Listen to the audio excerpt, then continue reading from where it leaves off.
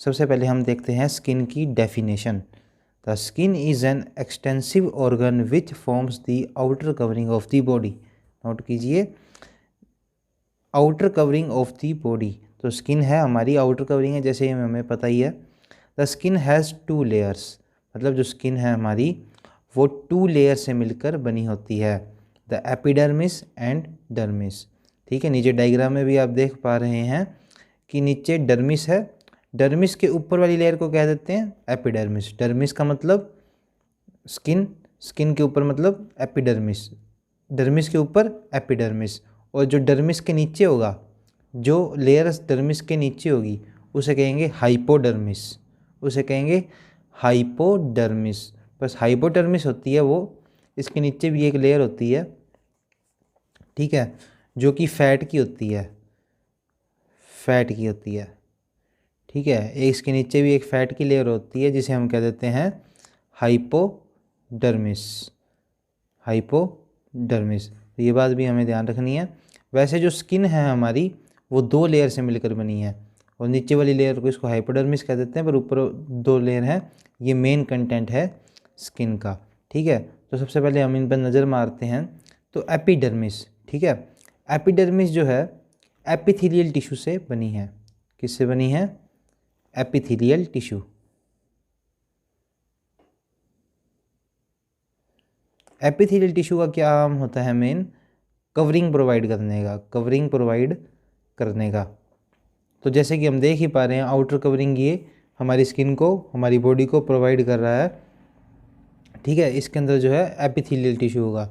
और जो ये नीचे वाला है, नीचे वाली जो डर्मिस लेयर है, ये बनी होती है कनेक्टिव टिश्यू की।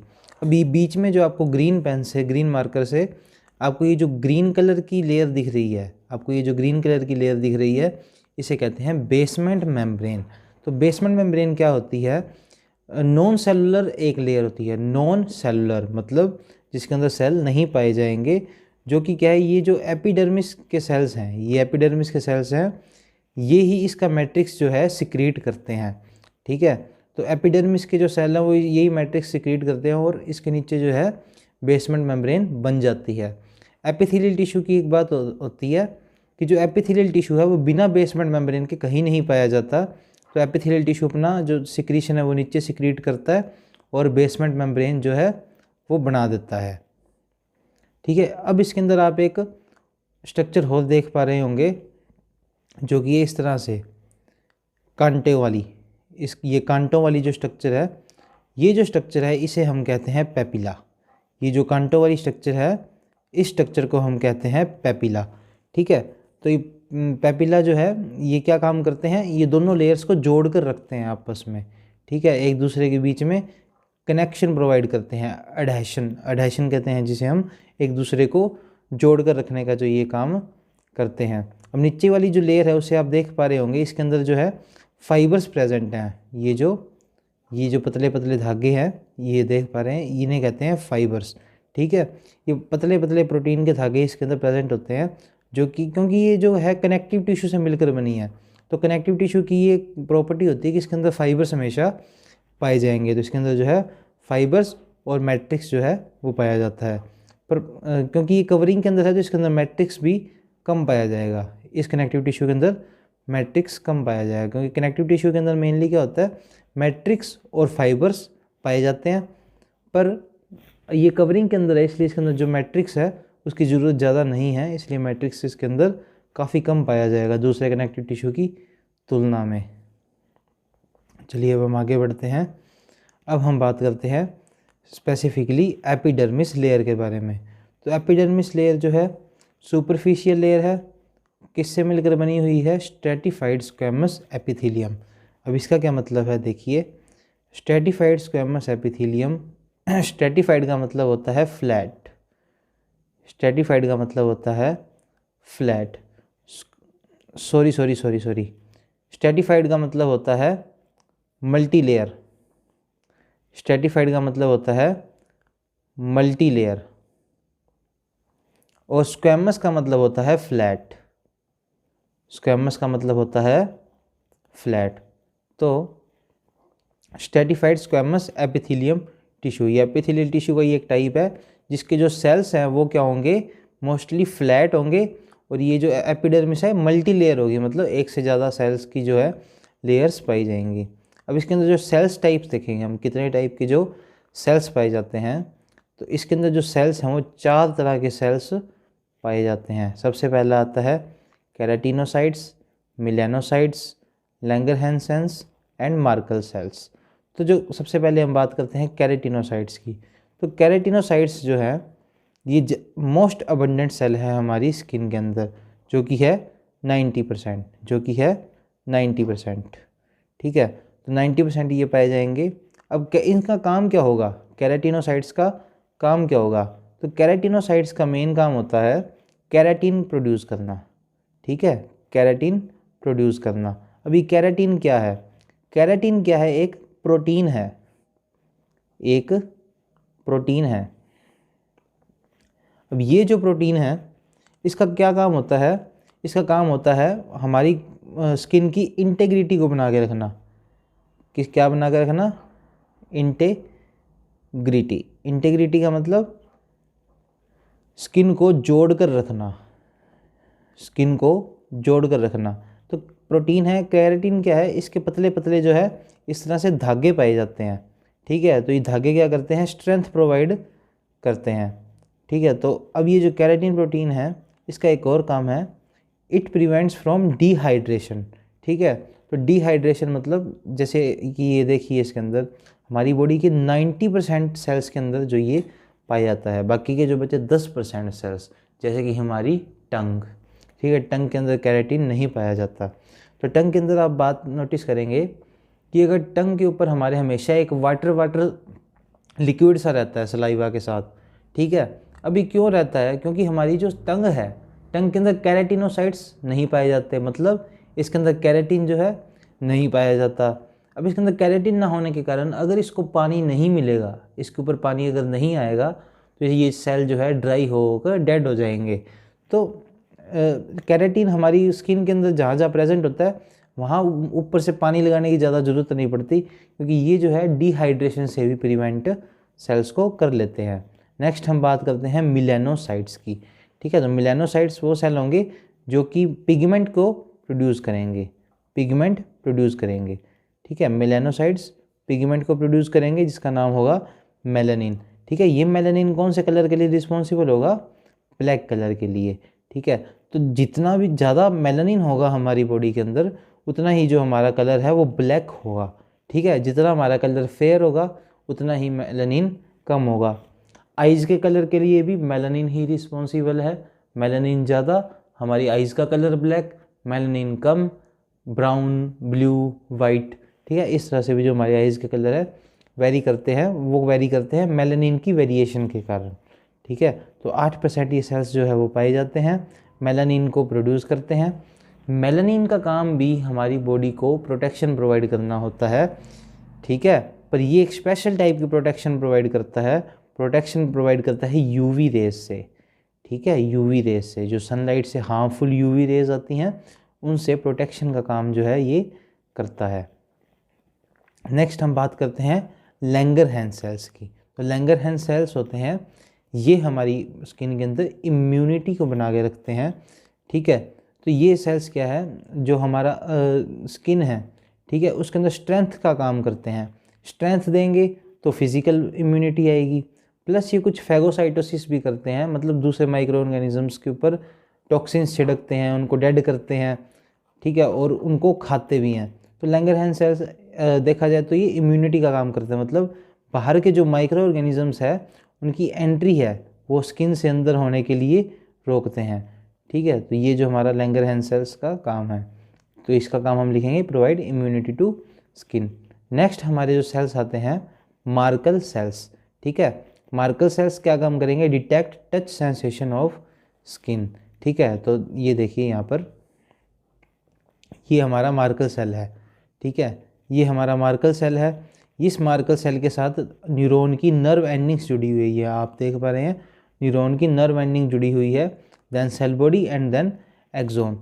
तो हम जब किसी को टच करेंगे तो उसका सेंसेशन किसके पास जाएगा, मार्कल सेल के पास जाएगा। देन मार्कल सेल जो है वो इस जो नर्व एंडिंग है इसके ऊपर केमिकल सिक्रीट करेगा, और वो जो केमिकल है वो आगे मैसेज का काम जो हमारे न्यूरॉन के लिए करेंगे। ठीक है, तो मार्कर सेल भी प्रेजेंट होते हैं हमारी बॉडी के अंदर, जिनका काम होता है टच सेंस करना, टच को सेंस करना। ठीक है, तो हम बात करें तो हमारी स्किन की हमने क्या बात करी अभी तक। स्किन हमारी 2 लेयर से मिलकर बनी हुई थी, एपिडर्मिस एंड डर्मिस।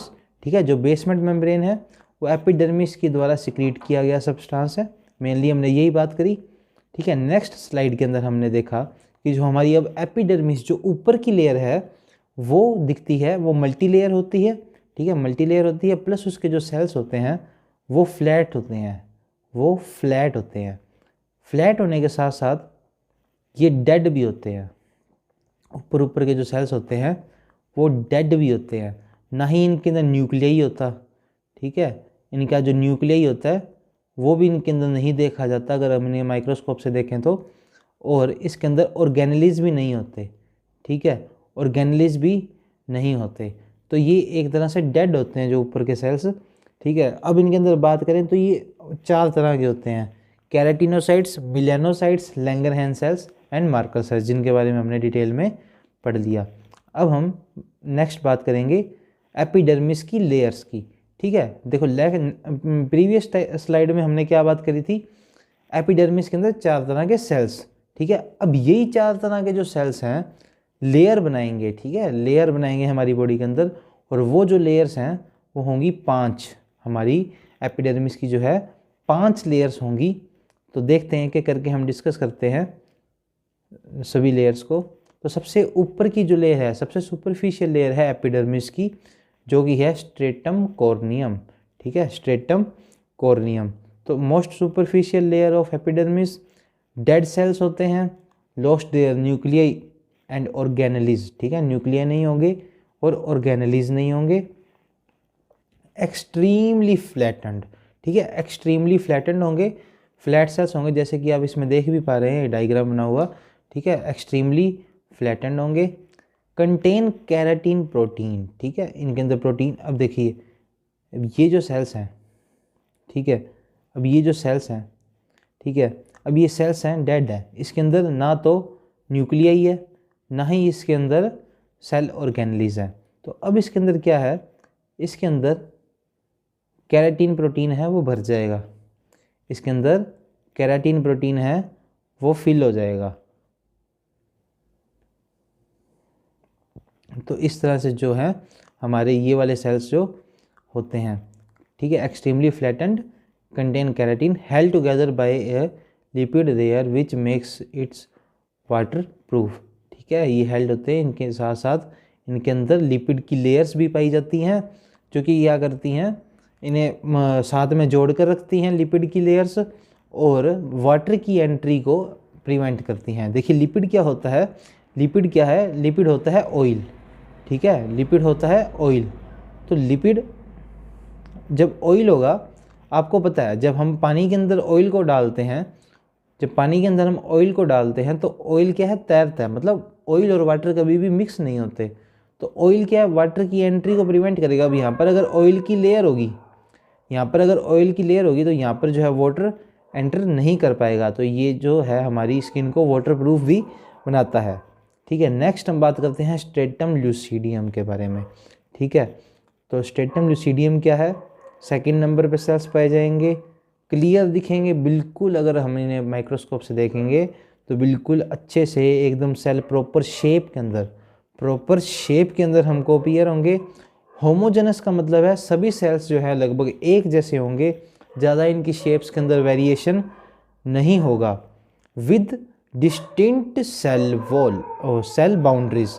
ठीक है, तो डिस्टिंक्ट का मतलब होता है क्लियर। ठीक है, तो इसकी जो सेल बाउंड्रीज हैं वो भी हमें अच्छे से क्लियर हो जाएंगी। नेक्स्ट 3rd लेयर की अगर हम बात करें तो स्ट्रेटम ग्रैनुलोसम।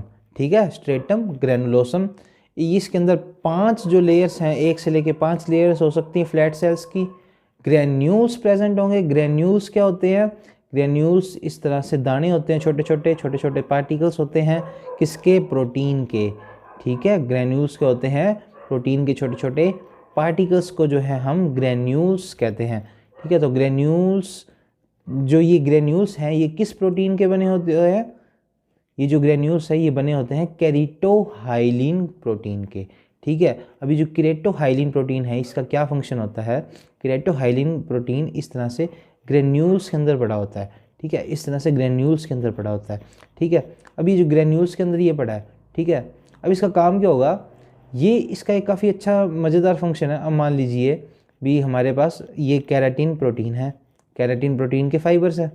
ठीक है, और ये बीच में है ग्रेन्यूल्स इसके केराटोहाइलिन प्रोटीन के। ठीक है, अब ये जो केराटोहाइलिन प्रोटीन है ये केराटिन के फाइबर्स को जोड़ेगा, केराटिन के फाइबर्स को जोड़ेगा आपस में। तो ये क्या, केराटिन की जो मजबूती है हमारी स्किन को इस तरह से मजबूती प्रोवाइड करेगा। ठीक है, इस तरह से हमारी स्किन जो है मजबूत बने होएगी। जो केराटिन है उसको इकट्ठा करके उसको आपस में जोड़ के रखेगा। इस तरह से देख पा रहे हैं आप। ठीक है, यहाँ पे इस तरह से ऐसे जोड़ के रखेगा ताकि जो है एकदम अच्छी जो प्रॉपर एकदम स्ट्रेंथ जो है हमारी स्किन के अंदर आ सके। तो इस तरह से होते हैं स्ट्रेटम हमारे ग्रैनुलोसम। ठीक है, अब नेक्स्ट हम बात करते हैं स्ट्रेटम स्पॉन्जियोसम। ठीक है, स्ट्रेटम स्पॉन्जियोसम सेवरल लेयर्स होती हैं, कई सारी लेयर्स हो सकती हैं। पॉलीगोनल इन शेप होते हैं, पॉलीगोनल शेप होती है। Appears to have number of spines. ठीक है, इस तरह से इसके सेल्स के ऊपर कांटे जो हैं हमें दिखते हैं, appear to have spines. Next हम बात करते हैं स्ट्रेटम बेसल या फिर जर्मिनल लेयर। ठीक है, बेसल से आपको नाम रिलेट कर पा रहे हो अगर आप बेसमेंट मेम्ब्रेन का। ठीक है, तो बेसमेंट मेम्ब्रेन हमने पढ़ी थी जो नॉन सेलुलर सब्सटेंस था। ठीक है, ये वाली जो बेसमेंट मेम्ब्रेन थी ये जो नॉन सेलुलर सब्सटेंस की थी, जिसको किसने सिक्रेट किया था? एपिथेलियल के जो सेल्स हैं वो एक पतली सी, बिल्कुल पतली सी लेयर नीचे सिक्रेट करते हैं जो कि नॉन सेलुलर सब्सटेंस की बनी हुई होती है, जिसे हम कहते हैं बेसमेंट मेम्ब्रेन। ठीक है, ओके। तो अब ये जो है बेसल लेयर, ठीक है, बेसल लेयर का नाम बेसल इसलिए है क्योंकि जस्ट ये बेसमेंट मेम्ब्रेन के ऊपर ही पाई जाती है। ठीक है, बेसमेंट मेम्ब्रेन के जस्ट ऊपर पाए जाने के कारण इस वाली लेयर का नाम है स्ट्रेटम बेसल लेयर। ठीक है, डीपेस्ट लेयर ऑफ एपिडर्मिस है, लास्ट लेयर है। ठीक है, single layer of columnar cells. अब आप इसमें एक बड़ी मज़ेदार देखिए, मज़ेदार बात है कि यहाँ पर ये कोलुमनार सेल्स हैं। कोलुमनार सेल्स इस तरह से थोड़े से लंबे लंबे सेल्स होते हैं। ठीक है, एपिथेलियम के। तो जैसे कि हमने सबसे ऊपर वाले सेल्स देखे थे, सबसे ऊपर वाले सेल्स क्या थे? फ्लैट थे। ठीक है, सबसे ऊपर वाले सेल्स थे इस तरह से फ्लैट। ठीक है, और क्या थे? डेड थे। और क्या थे? डेड थे। पर इस लेयर के केस में ऐसा नहीं है। इस लेयर के केस में जो सेल की शेप्स है वो अच्छी खासी शेप है, कोलुमनार शेप है। ठीक है, और ये जो सेल है ये सिक्रीट करते हैं केराटिन प्रोटीन। ठीक है, केराटिनोसाइट्स को बनाते हैं, केराटिन प्रोटीन सिक्रीट करते हैं और केराटिनोसाइट्स नए सेल बनाते हैं और उनको ऊपर वाली लेयर्स के अंदर भेज देते हैं। ठीक है, केराटिनोसाइट्स बनाते हैं, जैसे ये सेल्स हैं ये होंगे डिवाइड। ठीक है, ये डिवाइड होंगे, नए सेल्स बनाएंगे और नए सेल्स को ऊपर भेज देंगे। और वो जो सेल्स होंगे जो ये नए सेल बनाएंगे उन्हें कहते हैं केराटिनोसाइट्स, और ऊपर जाके वो सेल्स हैं वो केराटिन प्रोटीन बनाने में हेल्प करेंगे। तो इसका यही काम है, यही बात यहाँ पर लिखी हुई है, पढ़ लेते हैं। Deepest layer single layer of columnar cells rest on basement membrane और लेमिना। बेसमेंट मेम्ब्रेन को बेसमेंट लेमिना भी कहते हैं। These cells undergo mitotic division and gave off cells called keratinocytes which form more superficial layer of epidermis। मतलब सबसे last layer के अंदर columnar sales हैं, डिवाइड होंगे, ऊपर जाएंगे। ठीक है, और ऊपर वाली लेयर को बनाएंगे और केराटिन है वो सिक्रीट करेंगे। ठीक है, ओके, आई होप यहाँ तक आपको कंसेप्ट क्लियर होते जा रहे हैं। नेक्स्ट हम बात करते हैं डर्मिस लेयर की। ठीक है, तो हमने अभी अब तक क्या बात कर ली ये एक बार थोड़ा नज़र मारते हैं। तो सबसे पहले हमने स्किन का इंट्रोडक्शन पढ़ा था। स्किन का इंट्रोडक्शन पढ़ने के बाद हमने स्किन की लेयर्स पढ़ी थी डिटेल के अंदर। हमने क्या पढ़ा था? स्किन की जो लेयर्स हैं, दो लेयर्स होती हैं, एपिडर्मिस एंड डर्मिस। ठीक है, तो एपिडर्मिस को हम डिटेल में पढ़ रहे थे। एपिडर्मिस के अंदर जो है 4 प्रकार के सेल्स जो हैं हमारे पास पाए जाते हैं। यही 4 प्रकार के सेल्स 5 लेयर्स बनाएंगे। 5 लेयर्स के बारे में हमने डिटेल में पढ़ लिया है। अब हम पढ़ने जा रहे हैं डर्मिस लेयर के बारे में, ठीक है, डर्मिस लेयर के बारे में। तो डर्मिस लेयर क्या है? It is made up of connective tissue. जो एपिडर्मिस लेयर थी वो किसकी बनी हुई थी? एपिथेलियल टिश्यू की। पर जो डर्मिस लेयर है हमारे पास, ये बनी हुई है कनेक्टिव टिश्यू की। And having blood vessels, oil, sweat glands, nerves and hair follicles. काफ़ी मज़ेदार बातें, काफ़ी मज़ेदार बातें। अब देखिए, जो एपिडर्मिस है, जो हमारी एपिडर्मिस है, इसके बारे में एक फैक्ट है। एपिडर्मिस एपिथेलियम की बनी हुई है, ठीक है, एपिडर्मिस एपिथेलियम की बनी हुई है। तो जो हमारी एपिडर्मिस होती है, एपिडर्मिस होती है, काफ़ी इम्पोर्टेंट बात, मतलब नोट लगाकर, स्टार लगाकर आप अपने नोट्स में लिख लीजिए, no blood supply, no blood supply. Epidermis के पास जो ब्लड सप्लाई है नहीं होती, ठीक है। अब हमारे दिमाग में क्वेश्चन आता है, तो कैसे जो हमारी जो एपिडर्मिस लेयर है उसके पास न्यूट्रिशन कैसे पहुंचता है, वो अपना वेस्ट प्रोडक्ट जो है वो कैसे सिक्रीट करती है, ठीक है, और उसके पास ऑक्सीजन कैसे पहुंचती है, ठीक है, जिंदा रहने के लिए oxygen, nutrition, exchange of gases चाहिए, ठीक है। तो जो हमारी एपिडर्मिस लेयर है, ठीक है, उसके पास खुद की ब्लड सप्लाई नहीं है। खुद की ब्लड सप्लाई ना होने का मतलब क्या है? उसके पास कोई कैपिलरीज, आर्टरीज उसके तक पहुंच नहीं पाती, उसके अंदर एंटर नहीं करती, ठीक है। तो जो हमारी डर्मिस लेयर है, एपिडर्मिस के जस्ट नीचे की जो लेयर है, उसके पास गुड सप्लाई है, उसके पास हैविंग ब्लड वेसल्स, मतलब इसके पास अच्छी खासी ब्लड सप्लाई है, ठीक है। अब ये जो नीचे वाली जो ये मान लीजिए ये डर्मिस लेयर है, ठीक है, इसके ऊपर आ जाती है हमारी बेसमेंट मेम्ब्रेन, और इसके ऊपर जस्ट हमारे आ जाते हैं एपिडर्मिस लेयर, ठीक है। अब मान लीजिए यहाँ पर कोई ब्लड सप्लाई नहीं है, ठीक है, पर ये जो हमारी डर्मिस लेयर है, इसके पास अच्छी खासी ब्लड सप्लाई है। अब यहाँ से जो न्यूट्रिशन जाना है वो यहाँ से चला जाएगा डिफ्यूज़न करके, डिफ्यूज़न की प्रोसेस से, ठीक है। और जो ये हमारी एपिडर्मिस है, एपिडर्मिस से वापस यहाँ से जो एक्सक्रीट होना है गैसेस, जो वेस्ट गैसेस है, वेस्ट प्रोडक्ट है, वो डिफ्यूज़न के थ्रू बाहर भी आ जाएगा। So this is the whole concept. I hope you are very clear. Epidermis के पास ब्लड सप्लाई नहीं होती, उसके पास जो ब्लड सप्लाई है, मतलब उसके पास जो न्यूट्रिशन है, उसके पास ऑक्सीजन पहुंचना है, और वो पहुंचेगा डर्मिस की हेल्प से। ये बात हमें बिल्कुल ध्यान रखनी है।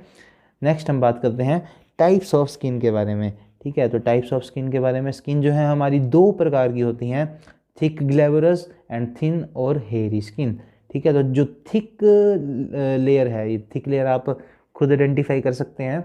जैसे आप नोटिस करेंगे जो हमारे हाथ है, ठीक है, जो हमारे हाथ है, हाथ के अंदर जो पाम है, हमारा वाइट वाला एरिया है, ये मोटा होता है, वो यहाँ पे मोटी स्किन होती है। और यहीं अगर हम पाव की बात करें, पैरों की बात करें, तो पैरों के अंदर हमारा जो नीचे सोल वाला पार्ट है, उसकी जो लेयर है वो भी बिल्कुल मोटी होती है, ठीक है। अब हमारे दिमाग में सवाल आना चाहिए, यहाँ पर लेयर मोटी क्यों होती है, ठीक है, यहाँ पर लेयर मोटी क्यों होती है, यहाँ पे स्किन है वो मोटी क्यों होती है? तो इसका जो बड़ा रीज़न है, सबसे बड़ा रीज़न यही पाया जाता है।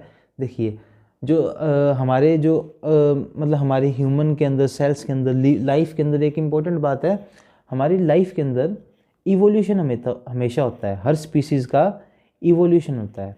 इवोल्यूशन मतलब जहाँ पर वो रहता है उसके हिसाब से उसका इवोल्यूशन होता है, उसके आसपास के टेम्परेचर, हैबिटेट के हिसाब से उसके जो बॉडी के अंदर वो चेंजेस आते रहते हैं, ताकि वो अपनी स्पीसीज़ को ज़िंदा रख सके उस हैबिटेट के अंदर, ठीक है, ताकि वो अपनी हैबिटेट को अपनी जो बॉडी की स्ट्रक्चर है, ठीक है, उसको उस हैबिटेट के हिसाब से ढाल लेगा, तो वो अपनी जो स्पीसीज़ है उसको ज़्यादा ज़िंदा रख सकता है, ठीक है।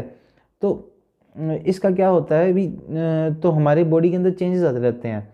तो हमारी जो 2 पैरों पे चलने के कारण, ठीक है, तो हमारे जो पैरों का सोल है वो ज़मीन के साथ फ्रिक्शन में आता है ज़्यादा, उसके ऊपर फ्रिक्शन का जोर लगता है, मतलब रगड़ना कहते हैं ना, जैसे पत्थर रगड़ना।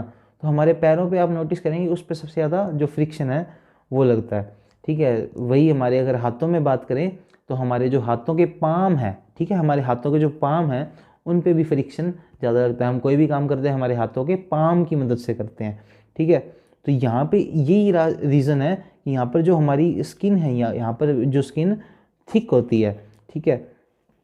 और एक और बात, तो यहाँ पर हेयर्स भी नहीं होते, ठीक है। जैसे कि मैंने बताया आपको इवोल्यूशन के कारण, ठीक है, जो हम मेनली अपना जो काम है, ठीक है, तो वो अपने हाथ से कर रहे हैं। मतलब ये दो सरफेस हैं, ये सबसे ज़्यादा फ्रिक्शन के अंदर आ रही है, सबसे ज़्यादा रगड़ खा रही हैं हमारी बॉडी की। ये दोनों सबसे ज़्यादा रगड़ खाने के कारण इनके ऊपर बाल नहीं, ज़रूरत हमको बालों की, तो यहाँ पर बाल है वो भी नहीं होते, ठीक है। सेकेंड वन हम बात करें थिन और हेयरी स्किन, ठीक है, तो इसके अंदर हेयर होंगे, ठीक है, found in almost every part of body, ठीक है। वो हमारी बॉडी की हर एक पार्ट के अंदर लगभग पतली स्किन पाई जाएगी, और जो बाल हैं हमारे बाकी सारी स्किन के अंदर वो होते ही हैं, ठीक है। आई होप आपको ये भी कंसेप्ट क्लियर हुआ। सेकंड हम बात करते हैं ब्लड सप्लाई की। तो जैसा कि अभी हमने बात करी थी, skin is highly vascular organ, skin के पास काफ़ी अच्छी खासी ब्लड सप्लाई होती है, बट जो हमारी स्किन की अपर लेयर है, एपिडर्मिस है, उसके पास ब्लड सप्लाई नहीं होती, उसके पास ब्लड सप्लाई नहीं होती। Nutrition and exchange of gases is occurred by diffusion in epidermis. तो इसके अंदर जो डिफ्यूज़न की प्रोसेस है वो होती है, ठीक है। डर्मिस है वेरी गुड ब्लड सप्लाई, वही मैंने आपको बताया अभी, जो डर्मिस है उसके पास काफ़ी अच्छी ब्लड सप्लाई होती है। One plexus of arteries present over the deep fascia and another plexus just below the dermis is called reticular plexus, ठीक है। प्लेक्सिस का मतलब क्या होता है? प्लेक्सिस का मतलब होता है गुच्छा, ठीक है, कोई भी चीज़ का गुच्छा। तो प्लेक्सिस ऑफ आर्टरीज, आर्टरीज का गुच्छा, ठीक है, is present over the deep fascia. Deep fascia का मतलब क्या है?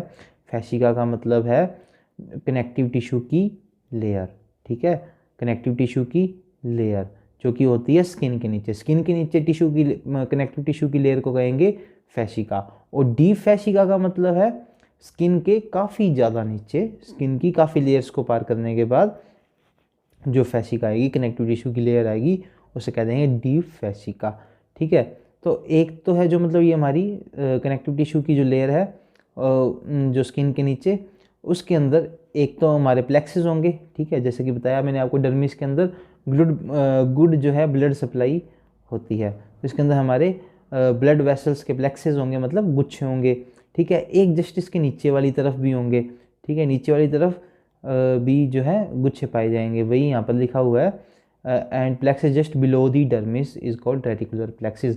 डर्मिस के अंदर भी पाया जाएगा और डर्मिस के नीचे भी पाया जाएगा, जिसे हम कहते हैं रेटिकुलर प्लेक्सिस, ठीक है। Nerve supply is very rich in skin which is called sensory nerves, ठीक है। तो स्किन हमें पता है हमारा सेंस ऑर्गन है, ठीक है, जो हमारे टच की सेंसेशन है, हीट की सेंसेशन है, प्रेशर की सेंसेशन है, तो ये सारी सेंसेशन जो है हम फील कर पाते हैं किसके थ्रू? हाँ, हमारी स्किन के थ्रू। तो स्किन के अंदर ऑब्वियस सी बात है काफ़ी ज़्यादा जो सेंसरी नर्व्स हैं वो पाई जाएंगी, ठीक है। All right. अब हम बात करेंगे फंक्शंस के बारे में, ठीक है, जो स्किन है उसके फंक्शंस के बारे में। तो स्किन का जो पहला काम है प्रोटेक्शन करना, ठीक है, is thick where friction is more, ठीक है, वही मैंने अभी आपको बताया एवोल्यूशन के अंदर क्या हुआ, जो हमारे हाथ हैं, हमारे पैर हैं, उनके जो सोल है, जो हमारे पाम्स हैं, ये मोटे हो गए, मतलब यहाँ के जो स्किन है वो मोटी हो गई, क्योंकि फ्रिक्शन के अपने कॉन्टैक्ट में आ रहे हैं, तो लाजमी था ऐसा होना। Second one, physical barrier against entry of micro organism. Physical barrier है ही है ये माइक्रो ऑर्गेनिजम्स की एंट्री के लिए।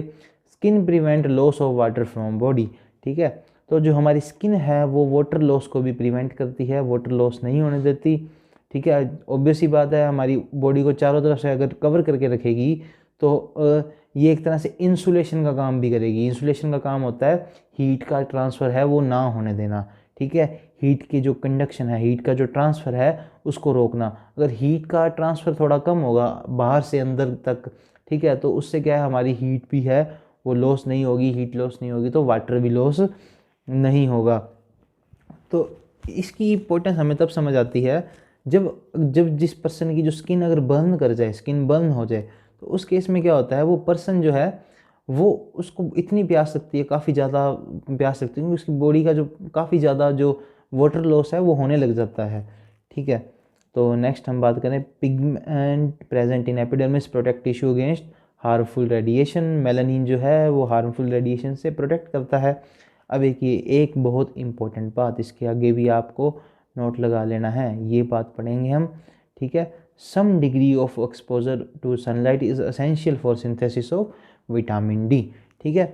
तो हमें जो है सनलाइट से इतना दूर भी नहीं जाना, क्योंकि सनलाइट मैंने आपको देखा अभी आपने पढ़ा कि जो हमारी बॉडी के अंदर पिगमेंट है वो हार्मफुल रेडिएशन जो सन से आती हैं उनसे प्रोटेक्ट करता है। पर अकॉर्डिंग टू रिसर्च ये पाया गया है कि 5 मिनट की सनलाइट हमारे लिए रोज़ ज़रूरी है पूरी बॉडी के लिए, ठीक है। 5 मिनट की जो हमें सनलाइट है वो रोज़ चाहिए। क्यों? ताकि जो ये जो सनलाइट है वो क्या काम करती है, यूवी रेज, ठीक है। यूवी रेज जो आती हैं वो कन्वर्ट करती हैं हमारी बॉडी के अंदर एक पिगमेंट पाया जाता है, उस पिगमेंट को कहते हैं 7-डिहाइड्रोक्सी कोलेस्ट्रॉल, ठीक है। ये जो 7-डिहाइड्रोक्सी कोलेस्ट्रॉल है ये चेंज होता है विटामिन डी के अंदर, which is very essential for growth and development. तो विटामिन डी जो है वो ग्रोथ एंड डेवलपमेंट के लिए सबसे मेन, सबसे ज़रूरी है, ठीक है। उसकी प्रोडक्शन के लिए, उसके सिंथेसिस के लिए जो 7-डिहाइड्रोक्सी कोलेस्ट्रॉल है इसको विटामिन डी के अंदर चेंज होना पड़ेगा, और इसको चेंज करने का जो काम है वो काम है यूवी रेज का, यूवी लाइट्स का, ठीक है। तो रोज़ 5 मिनट का एक्सपोजर जो है हमको ज़रूरी है सनलाइट के अंदर आना, और सनलाइट मेनली जो सुबह निकलती है 4 से 6 बजे तक, ठीक है। ये वाली जो सनलाइट है बेस्ट, ये हमारे लिए एकदम बेस्ट होती है विटामिन डी के लिए। बाकी उसके बाद जो निकलती है उसके अंदर हार्मफुल रेडिएशन भी मिक्स हो जाती हैं, तो वो इतनी ज़्यादा हमारे लिए अच्छी नहीं है, ठीक है। देन बात करते हैं skin is very important sensory organ contain receptors, ठीक है। तो सेंसरी ऑर्गन है वो, ये हमें पता है, ठीक है। Skin plays an important role in regulating temperature, ठीक है। वही मैंने आपको बात बताया, इंसुलेशन का काम करेंगी, हीट लॉस नहीं होगा, वाटर लॉस नहीं होगा, ठीक है। तो हमारी बॉडी के अंदर है जैसे स्किन है, स्किन के अंदर डर्मिस लेयर है, उसके बाद नीचे जो कनेक्टिव टिश्यू की लेयर है, कनेक्टिव टिश्यू के अंदर ही फैट जो है वो कनेक्टिव टिश्यू के अंदर ही आता है, ठीक है। तो इंसुलेशन का काम एक तरह से प्रोवाइड कर रही है। तो उस हिसाब से जो हमारी बॉडी के अंदर जो है जो लॉस ऑफ हीट वो नहीं होता, तो उस हिसाब से जो हमारा टेम्परेचर है वो मेंटेन रहता है on the level of skin, ठीक है। नेक्स्ट हम बात करते हैं, ये अब हमने जो बात करी थी ये सारी हमने बात कर ली स्किन की सेल्स के बारे में, स्किन की लेयर्स के बारे में, ठीक है। तो मेनली जो हमने पढ़ा था स्किन की 2 लेयर्स थी, ठीक है। दोनों लेयर्स के सेल्स की बात कर ली हमने, ठीक है। दोनों लेयर्स जो वो सेल्स हैं वो किस तरह से लेयर्स के अंदर अरेंज हैं उनकी बात कर ली, ठीक है। डर्मिस लेयर, ब्लड सप्लाई की बात कर ली, नर्व सप्लाई की बात कर ली, और हमने फंक्शंस ऑफ स्किन पढ़ ली है। अब हम बात करेंगे अपेंडेजेस के बारे में। अपेंडेजेस मतलब सपोर्टिंग स्ट्रक्चर्स, ठीक है। जो हमारी स्किन की सपोर्टिंग स्ट्रक्चर्स हैं, जो स्किन के सेल्स के अलावा और जो स्ट्रक्चर्स हमारी बॉडी के अंदर पाई जाती हैं उनके बारे में भी हम बात करेंगे, क्योंकि ये भी स्किन का पार्ट ही है, ठीक है। तो सबसे पहले आता है हेयर, ठीक है। हेयर मतलब बाल जो हमारे, ठीक है। तो बाल ऑल ओवर द बॉडी हमने पढ़ा, ऑल ओवर द बॉडी पाए जाएंगे except sole of leg and palm of hand, ठीक है। तो टेक्सचर है वो वेरी करेगा पर्सन टू पर्सन, ये ऑब्वियस सी बात है काफ़ी ज़्यादा, ठीक है। अब इस डायग्राम के अंदर मैंने आपको पार्ट्स दिखा रहे हैं हेयर के, ठीक है। तो एक एक ये जो पार्ट है ये आपको ध्यान से समझना काफ़ी इंपॉर्टेंट है, क्योंकि हेयर समझोगे तो आपके कई सारी चीज़ें हैं वो सारी समझ आ जाएंगी। तो देखिए सबसे पहले जो बाहर का पोर्शन है जो हमें नेक्ड आई से दिखाई देता है, जो हमारी आँखों से हमें दिखाई देता है, वो उसे कहते हैं हम शाफ्ट। जो हमें बाल दिखते हैं ना बाहर से, वो शाफ्ट होते हैं, ठीक है। और शाफ्ट जब अंदर जाता है, जो स्किन के अंदर एम्बेडेड होता है, ठीक है, एपिडर्मिस के अंदर जो एम्बेडेड होता है उसे कहते हैं हम रूट, ठीक है। एपिडर्मिस से बाहर निकलने के बाद रूट का पार्ट होता है बल्ब, ठीक है, जो कि डर्मिस लेयर के अंदर एंटर कर जाता है। ये बल्ब जो है नीचे जाकर एक डर्मिस लेयर को भी पार कर देता है। यहाँ पर आप देख रहे हैं इसने यहाँ पर डर्मिस लेयर को भी पार कर दिया, ठीक है। यहाँ पर डर्मिस लेयर पार करने के बाद यहाँ पर जो इसने एक स्ट्रक्चर बना ली, जिसे कहते हैं हेयर पेपिला, ठीक है। मैं जूम करके आपको मार्क करता हूँ हेयर पेपिला कौन सा है, ये जो है ये रेड कलर का ये उभरी हुई जो स्ट्रक्चर देख पा रहे हैं आप, ये वाली जिसके ऊपर मैं मार्क कर रहा हूँ, ये है हेयर पेपिला। एक बार फिर से देखिए, ये जो मैं जिसको ब्लू से मार्क कर रहा हूँ, ठीक है, ये है हमारा हेयर पेपिला। इसमें हेयर पेपिला का मतलब एक्सटेंशन प्रोजेक्शन, मतलब ये जो इसने जो यहाँ पर एंट्री करके जो एपिडर्मिस है उसको थोड़ा सा बाहर खिसका कर बाहर उभार एक बना दिया, ठीक है। तो यहाँ पर इसने क्या है, हेयर पेपिला बना दिया, ठीक है। अब इस हेयर पेपिला के अंदर, ठीक है, ये जो है हेयर है, ठीक है। अब यहाँ पर जो हेयर है, यहाँ पर ये जो हेयर का पार्ट है बल्ब का, इसके आसपास एक आप ग्रीन कलर देख पा रहे होंगे, ठीक है। एक ग्रीन कलर की ये जो मार्कर है इसको देख पा रहे होंगे, ठीक है। ये रहा जो इसके आसपास है, ठीक है। अब ये जो इसके आसपास है ये है ट्यूबुलर शीथ, ठीक है। ये एक ट्यूबुलर शीथ पाई जाती है इसके आसपास, जिसे ही हम कहते हैं हेयर फॉलिकल्स, जिसके बारे में आपने बहुत सुना होगा, ठीक है। हेयर फॉलिकल्स, ठीक है, इसे हम कहते हैं हेयर फॉलिकल्स। तो ऑलराइट, एक बार रिपीट करेंगे वापस। हेयर पढ़ा हमने, बाहर का हिस्सा जो हमें दिखता है, शाफ्ट, अंदर गया रूट, होर अंदर गया, एपिडर्मिस के अंदर गया, बल्ब पार्ट, ठीक है। बल्ब पार्ट थोड़ा सा एपिडर्मिस से भी बाहर निकल कर उसने क्या बना लिया, हेयर पेपिला बना लिया। हेयर पेपिला के अंदर पाया जाएगा हेयर फॉलिकल, ठीक है। ऑलराइट, अब हम बात करते हैं बिल्कुल डिटेल के अंदर, ये हमने ये इसी के बारे में बात कर ली। अब हम बात करते हैं हेयर फॉलिकल के बारे में, ठीक है। तो अब ये स्ट्रक्चर आप देख पा रहे हैं, ये स्ट्रक्चर आप गौर से देखिए, ये जो है हेयर पेपिला, ठीक है। ये जो है हमारा हेयर पेपिला जो है वो आप देख पा रहे हैं, ये रहा हेयर पेपिला, ठीक है। अब हेयर पेपिला के अंदर ये जो हेयर का पार्ट है ये भी आ गया, इसके आसपास ट्यूबुलर शीथ भी आ गई, जिसे हमने कह दिया हेयर फॉलिकल, ठीक है। अब आप एक स्ट्रक्चर नोट कर पा रहे होंगे, ये जो हेयर पेपिला है, ये जो हेयर फॉलिकल है, ये यहाँ से इस वाले एंड से एक मसल से कनेक्टेड है, ठीक है। ये एक मसल है, ठीक है, इस मसल से कनेक्टेड है। इस मसल को कहते हैं इरेक्टर पिलाई, इस मसल को कहते हैं इरेक्टर पिलाई, ठीक है। ये एक इस एंड से कनेक्टेड है, एक डर्मिस के इस एंड से कनेक्टेड है, lower and of the dermis, ठीक है। अभी यहाँ से कनेक्टेड होने का इसका फ़ायदा क्या है, ठीक है।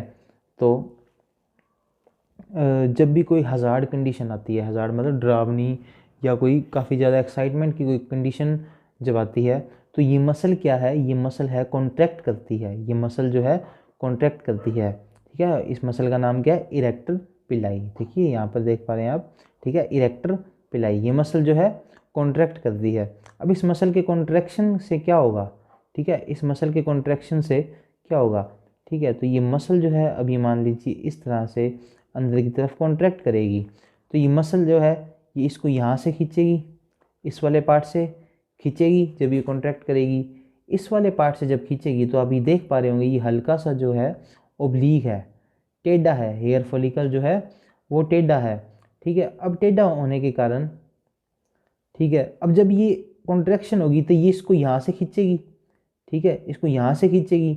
यहाँ से खींचने से क्या होगा, ये जो हेयर फॉलिकल है ये एकदम सीधा स्ट्रेट हो जाएगा, ये एकदम सीधा स्ट्रेट हो जाएगा।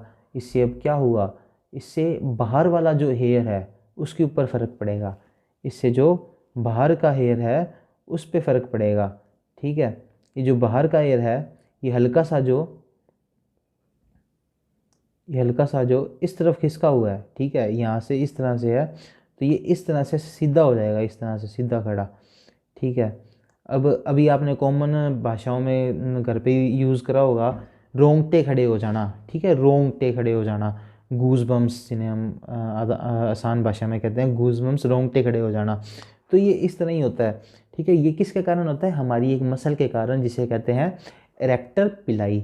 इरेक्टर पिलाई कॉन्ट्रैक्ट करती है इसको, ठीक है, हेयर फॉलिकल्स को यहाँ से स्ट्रेच करती है, हेयर फॉलिकल्स ओब्लिक पोजीशन में होने के बाद इसके बाद स्ट्रेट हो जाता है। स्ट्रेट होने के कारण हमारा जो बाल है वो बाहर से सीधा अपीयर होता है, सीधा अपीयर होने के कारण हमारे जो है रोंगटे खड़े हो जाते हैं, जिसे हम कहते हैं गूज बम्स, ठीक है।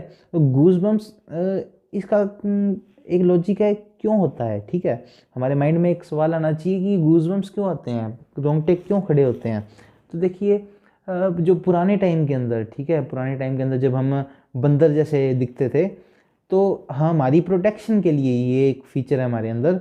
तो हमारे बाल है उस टाइम पे बड़े बड़े होते थे, ठीक है। बड़े बड़े बाल होने के कारण रात में, दिन में कभी भी कोई खूंखार जानवर हमारे आगे आ जाता था, ठीक है, तो एक हज़ार्ड कंडीशन आ गई, एक डरावनी सिचुएशन आ गई। उस टाइम पे क्या होता था, पाइलो इरेक्शन होती थी। पाइलो इरेक्शन मतलब इस इरेक्टर पिलाई का स्ट्रेच होना, ठीक है, रोंगटे खड़े होना, पाइलो इरेक्शन, ठीक है। तो पाइलो इरेक्शन होती थी, उससे क्या होता था, जो हमारे बाल थे वो रोंगटे से खड़े हो जाते थे। तो रोंगटे खड़े होने के बाद अब तो जैसे हमारे बाल काफ़ी छोटे हैं, ठीक है, क्योंकि हम अब किसी से डरते नहीं हैं, अब सबसे सुप्रीम जो एनिमल है वो ह्यूमन ही है, ठीक है। तो उस टाइम पे क्या था, जो हमारे बाल थे वो बड़े बड़े थे, तो जब वो खड़े हो जाते थे सारे बाल, तो हमारा जो साइज़ है, ठीक है, वो इतना साइज़ है तो बड़ा सारा साइज़ लगने लग जाता था, ठीक है। तो सामने वाला जो जानवर है वो देख के डर जाता था भी, ये जो है बड़ा जानवर है, ठीक है। तो इस तरह से इसका जो रोंगटे खड़े होना, ये जो है इसका काम यही था, ठीक है। नेक्स्ट हम थोड़ा डिटेल में पढ़ेंगे इरेक्टर पिलाई मसल के बारे में। Bands of smooth muscle. Smooth muscle क्या होती है, स्मूथ मसल वो मसल होती है जिसका कंट्रोल हम वॉलेंट्रली कंट्रोल नहीं कर पाते, हमारी इच्छा से। रोंगटे खड़े होते हैं तो हो जाते हैं, हम अपनी मर्जी से अपने रोंगटे खड़े नहीं कर सकते। अगर आप चाहें इच्छा से तो आप रोंगटे खड़े नहीं कर सकते, ठीक है। Attach one end of the dermis just below the dermal papilla and at the other end to the hair follicle. Sebaceous gland lie between the hair follicle and erector pili muscle. हाँ, ये एक बात और, ठीक है। अभी हम देखते हैं, वापस डायग्राम की तरफ बढ़ते हैं हमारे, ठीक है। ये इरेक्टर पिलाई मसल के बारे में। अब यहाँ पर एक स्ट्रक्चर आप होल नोटिस कर पा रहे होंगे, ठीक है, यहाँ पर एक स्ट्रक्चर होल नोटिस कर पा रहे होंगे आप, ठीक है, जिसको मैंने अभी मार्क भी कर दिया, जूम करके देखिए। ये वाली स्ट्रक्चर, ये यहाँ पर जो पाउच लाइक स्ट्रक्चर जो है ये यहाँ पर लटक रही है, इस स्ट्रक्चर को कहते हैं सीबेशियस ग्लैंड। इस स्ट्रक्चर को कहते हैं सीबेशियस ग्लैंड, ठीक है। सीबेशियस ग्लैंड का क्या काम होता है, ये एक ऑयल लाइक सब्सटेंस रिलीज करता है जिसे कहते हैं सीबम, ठीक है। ऑयल लाइक सब्सटेंस रिलीज करता है जिसे हम कहते हैं सीबम। अब ये जो सीबम है, ठीक है, हमारी ऑयल जो स्किन है, स्किन के अंदर ऑयल आता है हमारे, ठीक है। तो ये ऑयल जो है वो हमारी सीबेशियस ग्लैंड के कारण ही आता है। अभी ये जो हेयर फॉलिकल्स के आसपास में होती है, जब ये हेयर पेपिला के बाहर होती है, तो ये जब इरेक्टर पिलाई मसल स्ट्रेच होती है, ये जब इरेक्टर पिलाई मसल कॉन्ट्रैक्ट होती है, जब इरेक्टर पिलाई मसल कॉन्ट्रैक्ट होती है तो ये इसको नींबू की तरह निचोड़ देती है। ये जो सीबेशियस ग्लैंड है इसको नींबू की तरह स्क्वीज कर देती है, स्क्वीज, ठीक है, स्क्वीज शब्द है, स्क्वीज, स्क्वीज कर देती है। तो स्क्वीज करने से क्या होता है, इसकी जो सिक्रीशन है वो कुछ स्किन पर आ जाती है और कुछ सिक्रीशन जो है इसकी हेयर फॉलिकल के अंदर चली जाती है। अभी इसकी जो सिक्रीशन थी सीबम, सीबम का फंक्शन होता है जो हमारे हेयर फॉलिकल्स हैं, हमारी जो हेयर है उसके टेक्सचर को मेंटेन करके रखना, ठीक है। तो ये बात आपने रिमेंबर में रखनी है। इरेक्टर पिलाई मसल के बीच में, इरेक्टर पिलाई मसल और जो हमारी ये हेयर फॉलिकल था, हेयर फॉलिकल और इरेक्टर पिलाई मसल के बीच में सीबेशियस ग्लैंड लाई करती है, जो कि इरेक्टर पिलाई मसल के कॉन्ट्रैक्ट होने पर क्या होती है, स्क्वीज होती है, ठीक है। अब नीचे देखिए इसके काम लिखे हुए हैं। Contraction of muscle have two effect, ठीक है। तो सबसे पहला इफेक्ट हमने काफ़ी अच्छे से पढ़ा, पाइलो इरेक्शन, गूजबम्स, ठीक है, पाइलो इरेक्शन होता है, गूजबम्स आते हैं, ठीक है, कॉन्ट्रैक्ट होने पर। सेकंड हमने पढ़ा sebaceous gland lying between the muscles and hair follicles is squeeze so it squeeze out into the hair follicles, ठीक है। देन हम बात करेंगे सीबेशियस ग्लैंड के बारे में। Sebaceous gland connected to the duct that open into the hair follicle, secretion is called sebum. सारी बातें हमने पढ़ ली। It is oily in nature, helps to keeps the skin and hair follicle soft, it prevents drying of the skin, make the skin resistant to the moisture. Next sweat glands. Sweat glands क्या होती हैं, sweat glands ऐसी glands होती हैं जो produce करती हैं sweat को, स्वेट या फिर जिसे हम कहते हैं परस्पिरेशन, ठीक है। तो स्वेट ग्लैंड्स हैं वो हमारी दो प्रकार की होती हैं, टिपिकल एंड एटिपिकल, ठीक है। तो जो टिपिकल स्वेट ग्लैंड्स हैं वो होंगी, उनके ऊपर एक लॉन्ग ट्यूब आप देख पा रहे हैं, ये एक लॉन्ग ट्यूब है, नीचे जो है बॉडी है, ठीक है। तो ये लॉन्ग ट्यूब जो है ये ही यहाँ नीचे कोइल होकर, यहाँ पर नीचे इस तरह से कोइल होकर इसने यहाँ पर नीचे जो है बॉडी बना दी। ठीक है, अब ये जो बॉडी है ये सिक्रीट करेगी स्वेट को। ठीक है, स्वेट जो है इस ट्यूब से बाहर आएगा स्किन के ऊपर। ठीक है, तो अब ये देखिए राई इन दी रेटिकुलर लेयर ऑफ डर्मिस, जो कि नीचे है, ये जो बॉडी है। ठीक है, ये जो बॉडी है इस किसकी, स्वेट ग्लैंड की बॉडी है, वो डर्मिस के नीचे है। ट्यूब जो है ये बाहर निकल जाती है स्किन के, ये आ जाती है हमारे, ये जो ट्यूब है ये बाहर सुपरफिशियल आ जाती है, बॉडी लाई करती है डर्मिस लेयर के नीचे। ठीक है, तो जब इसको स्टिमुलस मिलता है तो स्टिमुलस मिलने पे जो है सिक्रीशन इसका बाहर आ जाता है ट्यूब के थ्रू, जो कि सुपरफिशियल मतलब स्किन के बाहर जो है आ जाता है। ठीक है, नेक्स्ट हम बात करते हैं एटिपिकल ब्रांच के बारे में। ठीक है, तो एटिपिकल जो स्वेट ग्लैंड है वो ब्रांच होगी। यहाँ पर आप देख पा रहे हैं सिंगल लॉन्ग ट्यूब है, नीचे बॉडी है ये कोइल हुई, ऊपर जाके सिंगल लॉन्ग ट्यूब है बनी, पर इसके अंदर नीचे बॉडी वैसी कोइल हो रही है उसी सब्सटेंस से, पर ऊपर जाकर जो है सिंगल ट्यूब नहीं होगी, ब्रांच ट्यूब होगी, एक से कई सारी ब्रांचेस बनेंगी। ठीक है, तो तो जो एटिपिकल है हमारी, the number or size vary in different parts.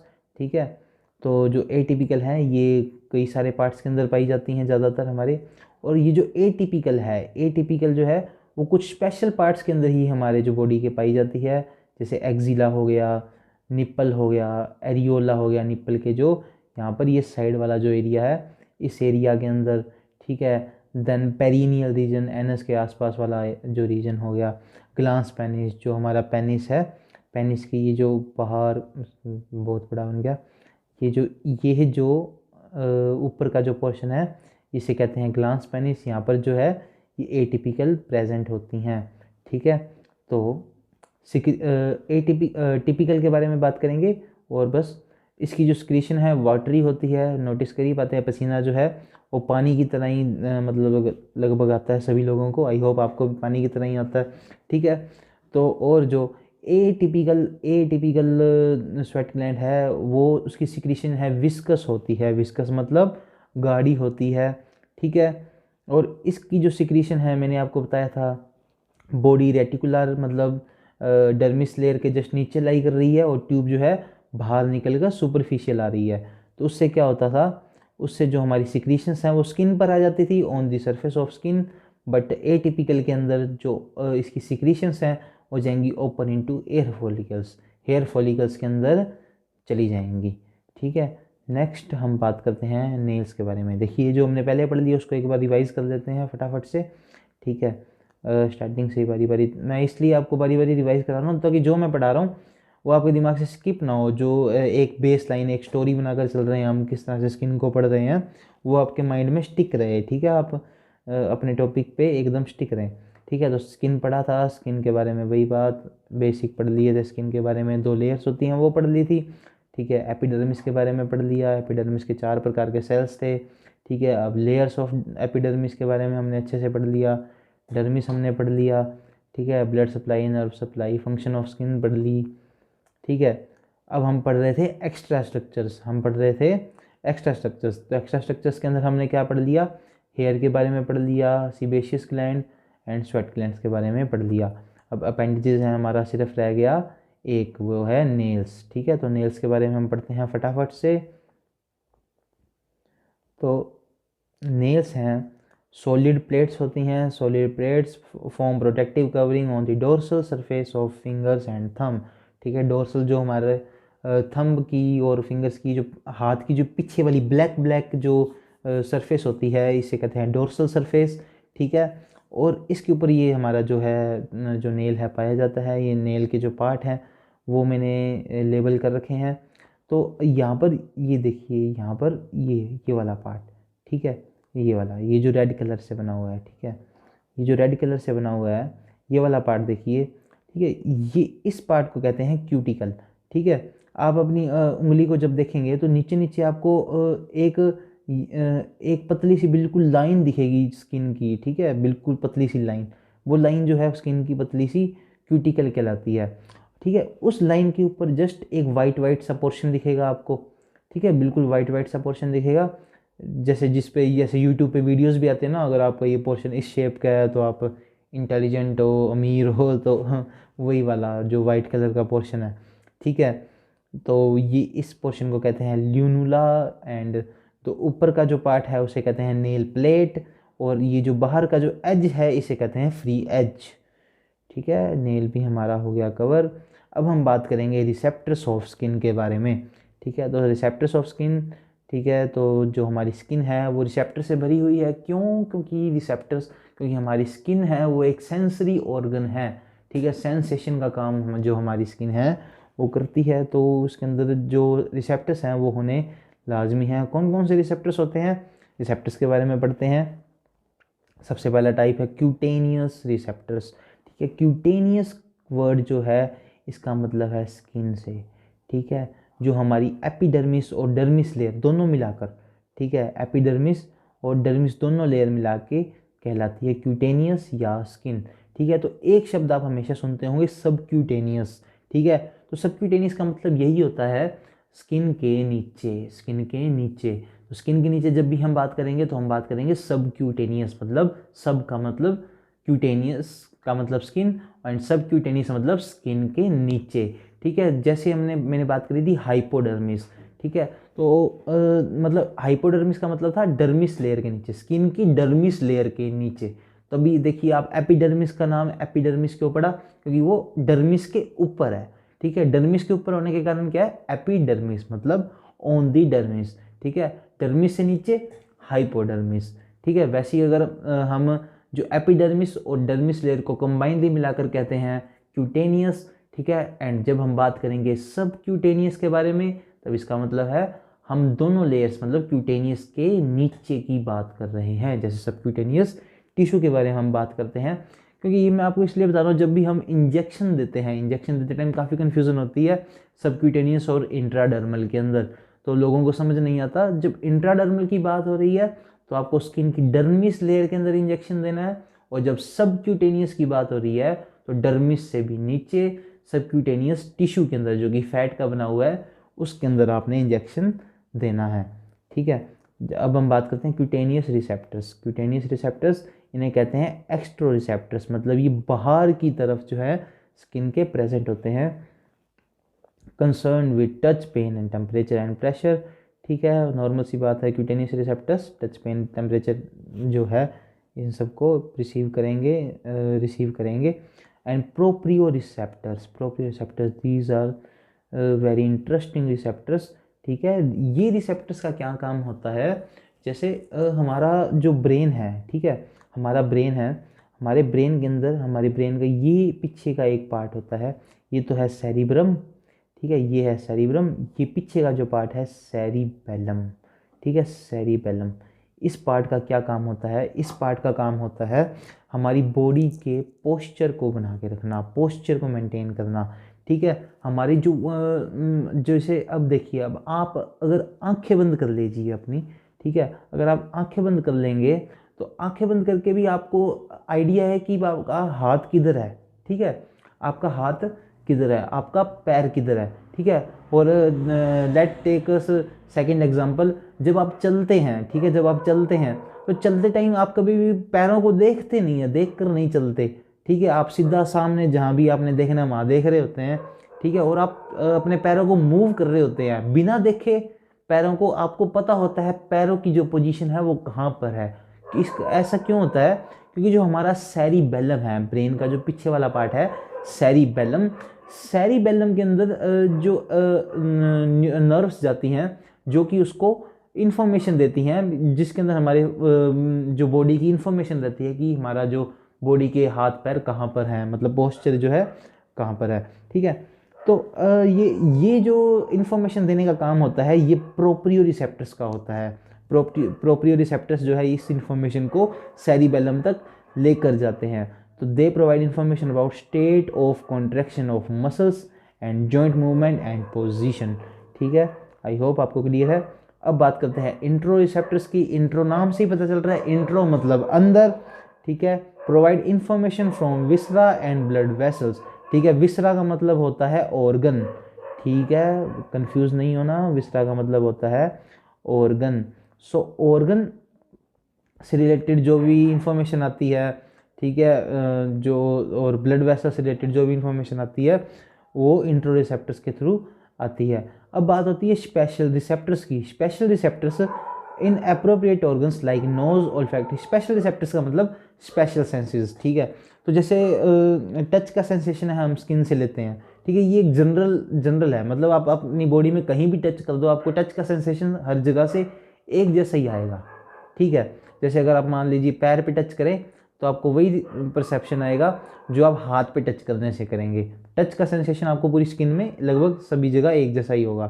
पर आँख में आँख से आप सिर्फ देखते हैं, ठीक है, आँख से आप सुनते नहीं हैं। तो आँख है वो उसके अंदर एक स्पेशल सेंस है, उसका एक स्पेशल सेंस है। नाक से आप देखते नहीं हैं, नाक से आप सिर्फ सूंघते हैं, कान से सिर्फ आप सुनते हैं। तो इनके स्पेशल काम है। तो स्पेशल काम को करने के लिए इनके पास स्पेशल रिसेप्टर्स होते हैं जिन्हें हम कहते हैं स्पेशल रिसेप्टर्स, ठीक है। Present in appropriate organs like nose olfactory के लिए, ओल्फैक्टरी का मतलब सूंघने की क्षमता, ठीक है, स्मेल करने की क्षमता, आइज़ का मतलब विज़न, टंग जो है टेस्ट करने के लिए जो रिसेप्टर्स होते हैं। अब एक और बात, when these receptors stimulated by damaging experience like pain, discomfort, irritation, such receptors refer to as noci receptors. This is very important point, ठीक है। नोर्सी रिसेप्टर्स जब भी आपको पेन की जो सेंसेशन आएगी तो वो जो रिसेप्टर्स है उन्हें कहेंगे नोर्सी रिसेप्टर्स, ठीक है। तो ये बात आपको माइंड में रखनी है। आज के इस लेक्चर के साथ हमारी जो स्किन है वो हमने कवर कर ली। आई होप आपको जो स्किन से रिलेटेड सारे कंसेप्ट हैं वो क्लियर हो चुके हैं, ठीक है।